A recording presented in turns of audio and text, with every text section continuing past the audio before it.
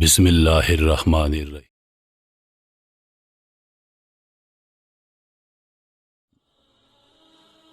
واقعہ کربلا تاریخ اسلام کا وہ پرسوز واقعہ ہے جو قیامت تک نہیں بھلایا جا سکتا، جس میں نواسہ رسول حضرت امام حسین رضی اللہ تعالی عنہ شہید کر دیے گئے تھے۔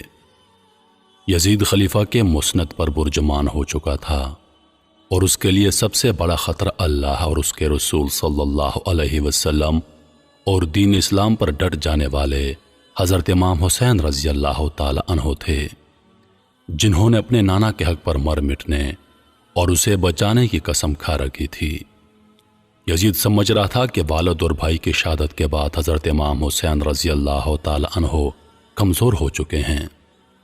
اس نے سوچا اپنی طاقت کو مزید بڑھانے اور حکومت کو مکمل طور پر اپنے قابو میں کرنے کے لیے آپ رضی اللہ تعالی عنہ کو راستے سے ہٹانا فائدہ مند ہوگا، لیکن اسے شاید معلوم نہیں تھا کہ سردار جنت کے لیے دنیاوی خلافت کوئی معنی نہیں رکھتی۔ کوفہ والوں کے سینکڑوں خطوط حضرت امام حسین رضی اللہ تعالی عنہ کو موصول ہوئے، جن میں یزید اور ان کے اہلکاروں کے مظالم بیان کیے جاتے تھے اور دین اسلام کو درپیش خطرات سے آگاہ کیا جاتا تھا۔ ایک اطلاع آپ کو یہ بھی ملی کہ شراب نوشی عام ہو چکی ہے۔ اپنے والد امیر المومنین حضرت علی رضی اللہ تعالی عنہ کی جائے شہادت پر جانے اور اپنے لوگوں کی رہنمائی کے لیے آپ نے مدینہ سے کوفہ جانے کا فیصلہ کیا۔ چنانچہ 28 رجب سن 60 ہجری کو آپ اپنے 72 ساتھیوں کے ساتھ مدینہ سے کوفہ کی طرف روانہ ہوئے۔ براستہ مکہ حضرت امام حسین اپنے 18 اہل بیت اور 50 اصحاب کے ساتھ کربلا پہنچے۔ 8 ذی الحجہ کو آپ کو کوفہ والوں کی عیش شکنی کا اندازہ اس وقت ہو چکا تھا جب آپ نے اپنے چچا زاد بھائی مسلم بن عقیل کی شہادت کی خبر سنی، لیکن آپ نے اپنا سفر جاری رکھا۔ شاید آپ اپنے نانا حضرت محمد صلی اللہ علیہ وسلم کی اس پیشن گوئی کا انتظار کر رہے تھے جس کا ذکر حضرت محمد صلی اللہ علیہ وسلم نے اپنی زوجہ ام المومنین حضرت ام سلمہ سے کیا تھا۔ بخاری شریف کی روایت کے مطابق آپ نے ام سلمہ کو مٹی دی اور کہا تھا، یہ کربلا کی مٹی ہے، جب یہ سرخ ہو جائے تو سمجھ لینا میرے جگر کا گوشہ اور میرے گھر کا پھول حسین بن علی شہید کر دیا گیا ہے۔ حضرت امام حسین اپنے اہل بیت کے ہمراہ 2 محرم الحرام سن 61 ہجری کو کربلا پہنچے۔ بعض روایات میں آتا ہے کہ جب آپ کی سواری کربلا کے ریگستان میں پہنچی تو آپ کے گھوڑے پر ایک عجیب سی کیفیت طاری تھی، جس سے وہ یہاں سے آپ کو لے کر دور بھاگنا چاہتا ہو۔ آپ نے پوچھا یہ کون سا مقام ہے تو معلوم ہوا یہ سرزمین کربلا ہے۔ آپ نے ارشاد فرمایا، قافلوں کو یہاں روک دیا جائے، ہم یہیں پر قیام کریں گے۔ اصحاب نے آپ کے حکم کی تعمیل کی اور کربلا کے بنجر ریگستان میں خیمے لگا دیے گئے۔ آپ نے آسمان کی طرف دیکھ کر اللہ سے دعا کی، اے اللہ میرے نانا کی دین کی حفاظت فرما اور اسے زندہ اور آباد رکھ۔ آپ کو اطلاع مل چکی تھی کہ آپ کے چچا زاد بھائی حضرت مسلم بن عقیل، جن کو آپ نے اپنا سفیر بنا کر کوفہ بھیجا تھا کہ وہاں کے حالات معلوم کر کے آپ کو خبر دیں، ان کو انتہائی بے دردی کے ساتھ شہید کر دیا گیا ہے۔ کوفہ کے لوگ جو آپ کو بار بار خطوط بھیج رہے تھے، وہ کوفہ کے گورنر ابن زیاد کے خوف یا لالچ سے حضرت مسلم بن عقیل کو تنہا چھوڑ چکے تھے اور وہ کوفہ کی گلیوں سے بالکل ناواقف تھے۔ ابن زیاد کے ایک سپہ سالار نے ان کو امان کا وعدہ دے کر گرفتار کیا اور بعد میں انہیں کوفہ کے محل کی چھت سے دھکا دے کر شہید کر دیا۔ اپنے چچا زاد بھائی کی شہادت کا صدمہ اور کوفہ والوں کی بے وفائی کا افسوس آپ کو آگے بڑھنے پر مجبور کر رہا تھا، اور مقصد اتنا بڑا تھا کہ آپ پیچھے ہٹ نہیں سکتے تھے۔ حضرت امام حسین رضی اللہ تعالی عنہ کو کوفہ سے سینکڑوں خطوط موصول ہوئے۔ ان کے جواب میں آپ نے مسلم بن عقیل کے ہاتھ جو خط بھیجا، اس کے الفاظ کچھ یوں تھے۔ آپ نے فرمایا، میں اپنے خاندان کے سب سے بااعتماد چچا زاد بھائی کو آپ کی طرف بھیج رہا ہوں تاکہ وہ مجھے آپ لوگوں کے حالات سے آگاہ کرے۔ اگر اس نے مجھے یہ خبر دی کہ آپ لوگ وہی ہو جنہوں نے مجھے خطوط لکھے تو میں آپ کے ہاں آؤں گا۔ امام صرف وہ ہے جو کتاب خدا پر عمل پیرا ہو، عدل قائم کرے، دین حق پر یقین رکھتا ہو اور اپنے آپ کو خدا کے لیے وقف کر دے۔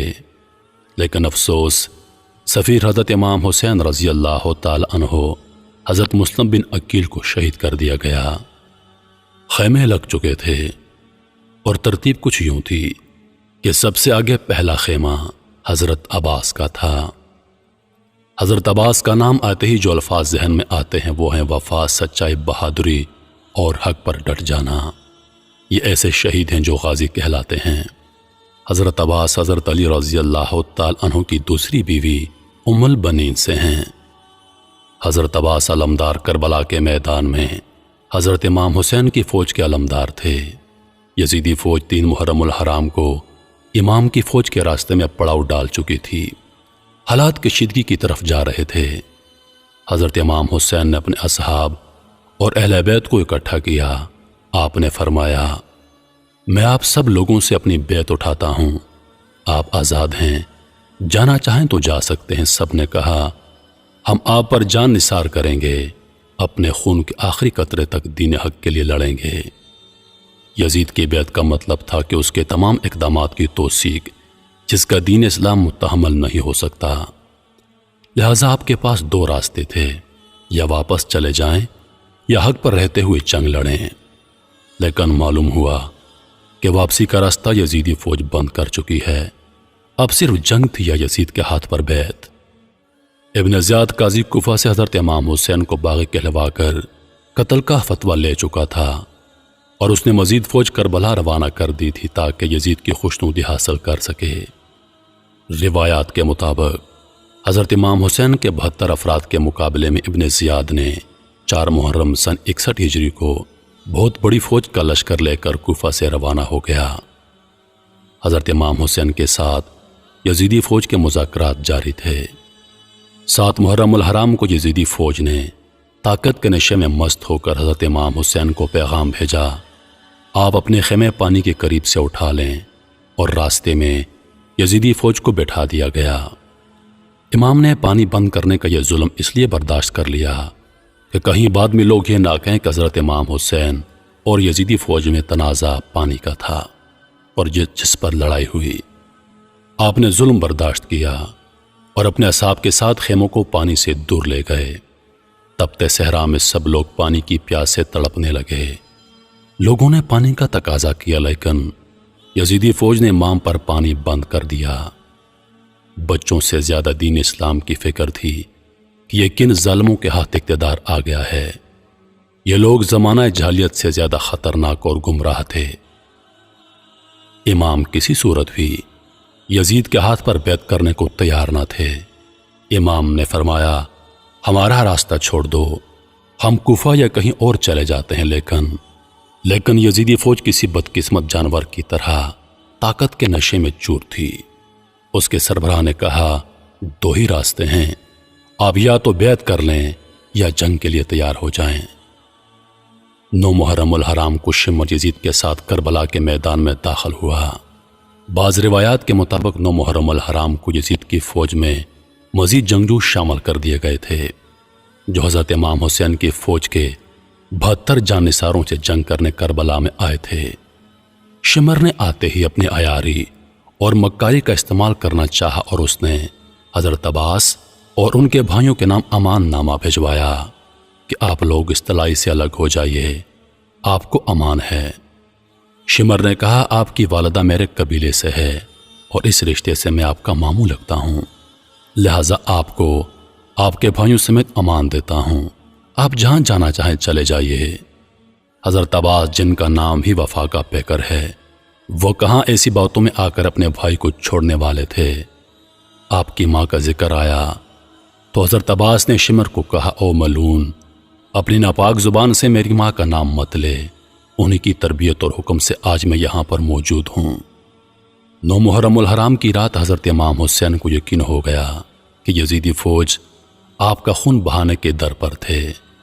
آپ نے اپنے تمام اصحاب اور اہل بیت کو اکٹھا کیا اور فرمایا، آپ میں سے جو جانا چاہے جا سکتا ہے، دشمن اپنے لیے جہنم خریدنا چاہتا ہے، میری خواہش ہے کہ میرے نانا کی امتی جہنم سے بچ جائیں، لیکن وہ ہمارے خون کے پیاسے ہیں۔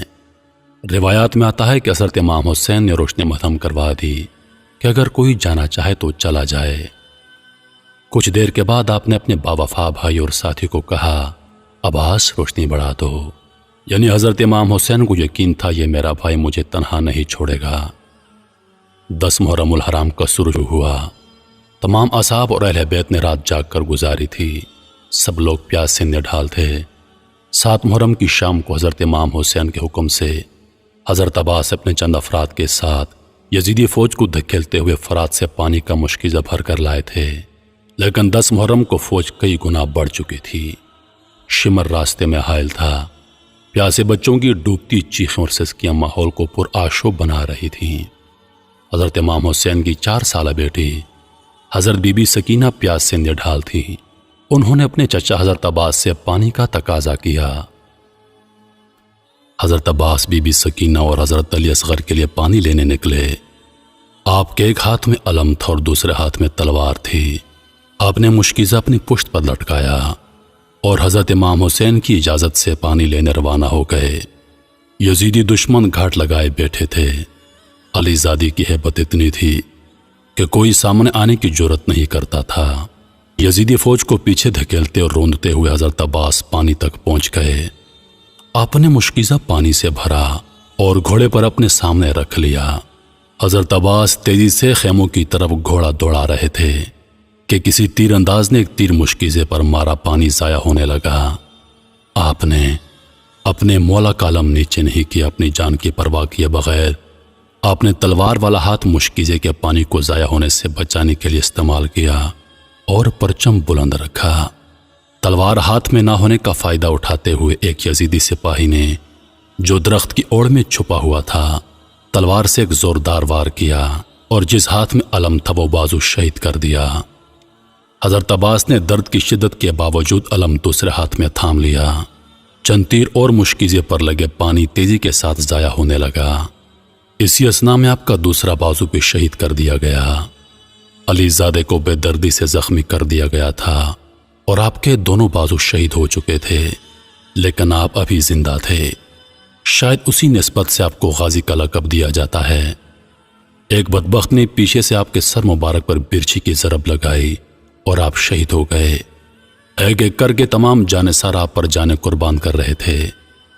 حضرت امام حسین ان ظالموں کو آخر تک یہی ترغیب دیتے رہے کہ اے ظالموں، کیوں اپنے لیے جہنم خریدتے ہو، مگر آپ کی ایک نہ مانی گئی اور ایک ایک کر کے آپ کے سبھی ساتھیوں کو شہید کیا جا رہا تھا۔ بالآخر آپ لڑنے کے لیے کربلا کے میدان میں اترے اور یزیدی فوج کی صفیں الٹ دیں۔ نواسۂ رسول صلی اللہ علیہ وسلم قہر بن کر یزیدی فوج پر ٹوٹے۔ 10 محرم الحرام عصر کی نماز کا وقت ہوا۔ آپ گھوڑے پر سے اترے، ریت سے تیمم کیا اور نماز کے لیے کھڑے ہو گئے۔ یزیدی فوج کے بزدل سپاہی جو قریب ہی منڈلا رہے تھے اور حملہ کرنے کی جرأت نہیں کرتے تھے، حضرت امام حسین رضی اللہ تعالی عنہ کے نماز میں مصروف ہونے کی وجہ سے آپ پر حملہ کرنے کی جرأت جتا پائے اور چاروں طرف سے آپ پر تیروں کی برسات کر دی۔ نماز میں مصروف ہونے کی وجہ سے حضرت امام حسین کو تیروں کی تکلیف کا اندازہ نہیں تھا۔ یزیدی بدبختوں کو شاید معلوم نہیں تھا کہ یہ علی زادہ ہے، اور حضرت علی بھی نماز میں مشغول ہوتے تو اس قدر خدا کی یاد میں ڈوب جاتے کہ تکلیف کا اندازہ نہیں ہوتا تھا۔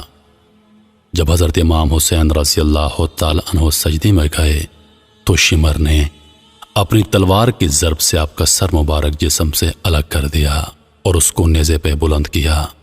حضرت زینب رضی اللہ تعالی عنہا یہ سارا منظر دیکھ رہی تھیں۔ خیموں سے بیبیوں کے رونے کی آوازیں آئیں تو یزیدی فوجیوں نے خیموں کو آگ لگا دی، خواتین کے سروں سے دوپٹے چھین لیے اور سب کو قیدی بنا کر یزید کے دربار میں پیش کر دیا۔ اس کے بعد کے حالات انشاءاللہ اگلی ویڈیو میں بیان ہوں گے۔